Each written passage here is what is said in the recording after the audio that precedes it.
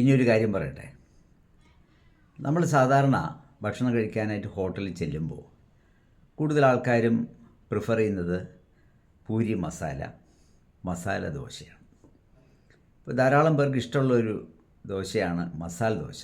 ഗീ ദോശ അങ്ങനെയൊക്കെ പല ദോശകളുണ്ടെങ്കിലും മസാല ദോശ, ഇപ്പോൾ ദോശയ്ക്കകത്ത് മസാലക്കറി, അതിന് കൂടുതൽ ഉപയോഗിക്കുന്നത് ഉരുളക്കിഴങ്ങാണ്. അപ്പോൾ അങ്ങനെ മസാല കറിക്കോട് വലിയ പ്രിയമുള്ളവരാണ് നമ്മളെല്ലാം. കാരണം നല്ല ടേസ്റ്റാണ്, നല്ല സോഫ്റ്റാണ്. അങ്ങനെയൊക്കെ ഉള്ളത് കൊണ്ടാണ് നമ്മൾ ആ മസാല ദോശ പ്രിഫർ ചെയ്യുന്നത്, അല്ലേ? എന്നാൽ കേരളത്തിൽ ഒരു കടയിൽ പോയി കഴിഞ്ഞിരുന്നാൽ, കേരളത്തിൽ അവർക്ക് ഒരുപാട് ബ്രാഞ്ചസ് ഉണ്ട്, ആ കടകളിൽ പോയി കഴിഞ്ഞിരുന്നാൽ പൂരി മസാല ആയിരുന്നാലും മസാല ദോശ ആയിരുന്നാലും അതിനകത്തുള്ള മസാല ബീറ്റ്റൂട്ട് കൊണ്ട് നിർമ്മിക്കുന്നതാണ്. ബീറ്റ്റൂട്ട് എന്ന് പറയുമ്പോൾ ചുവന്ന കളറിലിരിക്കും. അപ്പോൾ മസാല ദോശയ്ക്കകത്ത് ബീറ്റ്റൂട്ട് മസാല എന്ന് പറയുമ്പോൾ നല്ല ചുവന്ന കളറിൽ, കൂടുതലും ബീറ്റ്റൂട്ടാണ്, കുറച്ച് അല്പം മാത്രമേ ഉരുളക്കിഴങ്ങ് ചേർക്കാറുള്ളൂ. അപ്പോൾ ഇവർ ആരാണെന്ന് അറിയണ്ടേ? കേരളത്തിൽ പല സ്ഥലങ്ങളിലും ബ്രാഞ്ചുകളുള്ള ഇന്ത്യൻ കോഫി ഹൗസാണ്.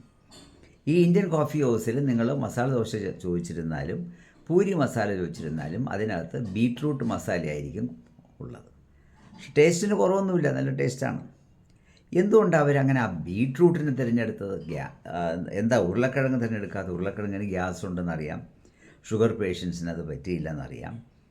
അപ്പോൾ അതുകൊണ്ടായിരിക്കാം ബീറ്റ്റൂട്ട് തിരഞ്ഞെടുത്തത്. ഈ ബീറ്റ്റൂട്ട് എന്ന് പറയുമ്പോൾ അതിന് ഒരുപാട് ന്യൂട്രീഷ്യസ് ഫാക്ടേഴ്സ് ഉള്ളതാണ്.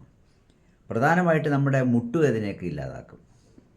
നമ്മുടെ ആരോഗ്യത്തിന് ബ്ലഡ് ഊറെന്ന് പറയും, ചുവന്ന കളറിൽ ബ്ലഡ് ഊറെന്ന് പറയും.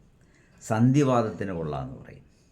അപ്പോൾ നമ്മുടെ ബ്രെയിൻ ഡെവലപ്മെൻറ്റിന് ഈ ബീറ്റ്റൂട്ടിൻ്റെ ഘടകങ്ങൾ നല്ലതാണെന്ന് ഡോക്ടേഴ്സ് പറയാറുണ്ട്.